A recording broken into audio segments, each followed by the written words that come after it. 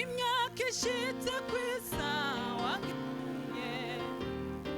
nibwo tuzakubona uri mu bicuwe uhamagara amazina yacu tuzagusanga birugo niwerekanwa tuzasa nawe turi kumwe nabo twatandukanye akabuza n'akabuza tuzabona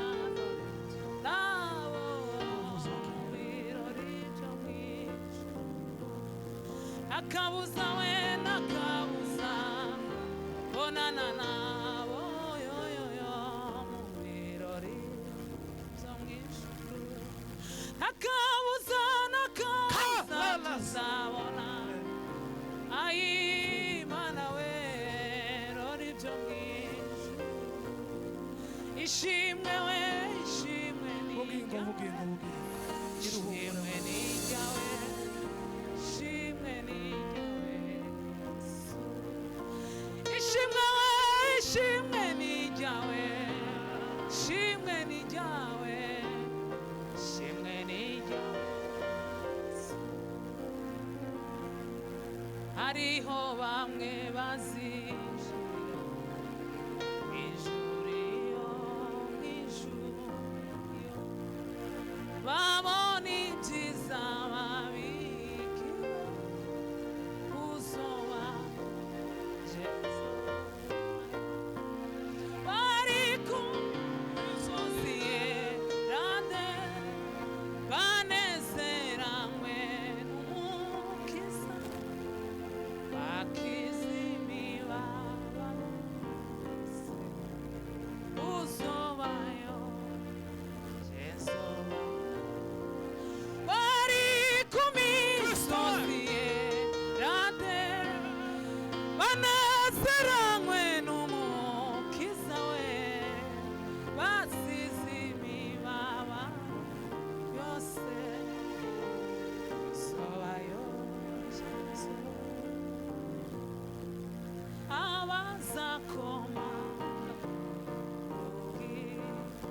ugaranywe bazabarirwa ngo simbazi uzabayo Jesu hakiza urugi ruzaba rukizwe ntibazabona ca gitsibo uzabayo Jesu hakiza urugi bazaba barukize ntibazabona ca gitsibo uzabayo Jesu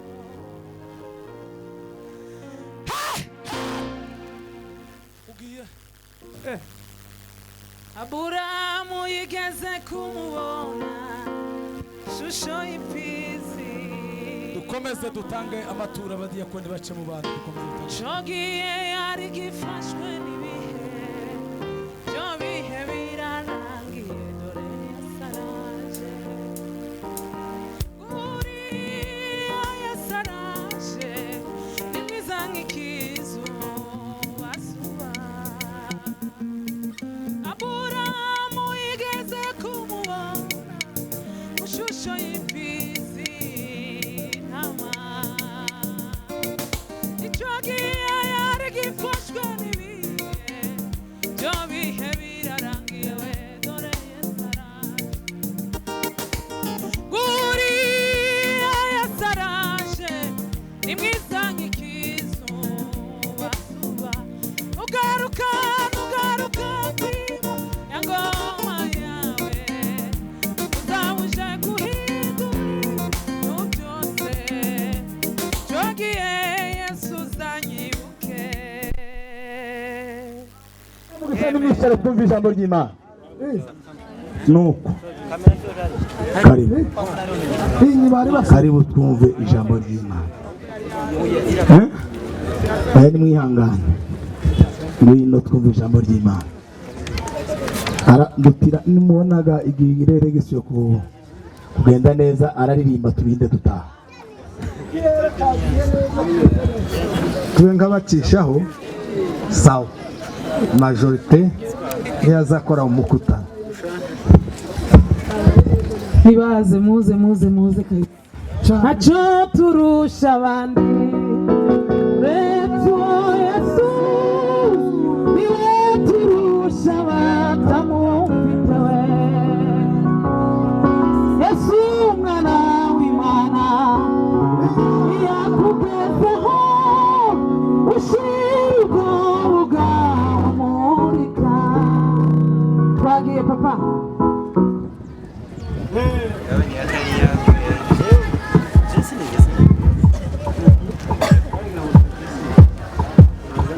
Ariko tuzabona mikrofone turabasabye kabisa.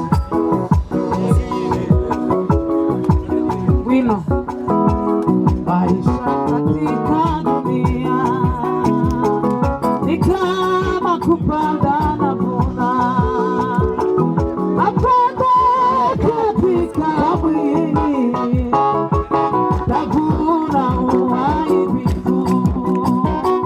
Tukitumikia Mwokozi tutapata thawabu mbinguni. Nafaa kuishi na kufa katika maneno. Nafaa kuishi na kufa katika maneno yangu. Bwana kubwa kabisa, tumekubaliwa na Mungu. Bwana kubwa kabisa, nataka kukutumikia uishi kwa jina la Yesu katika dunia hii.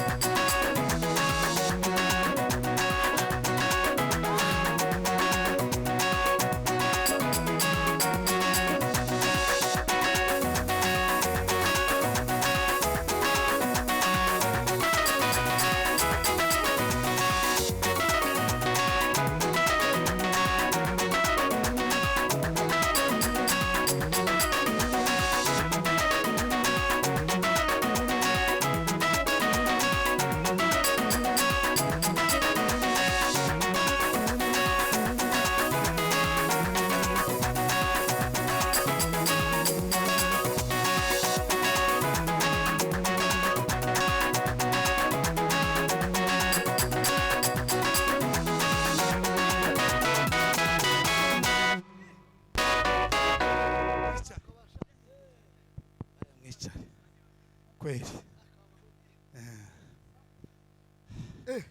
Kanongere nsabe Bishop Mathias senga Imana kweli udufashe kuri microphone.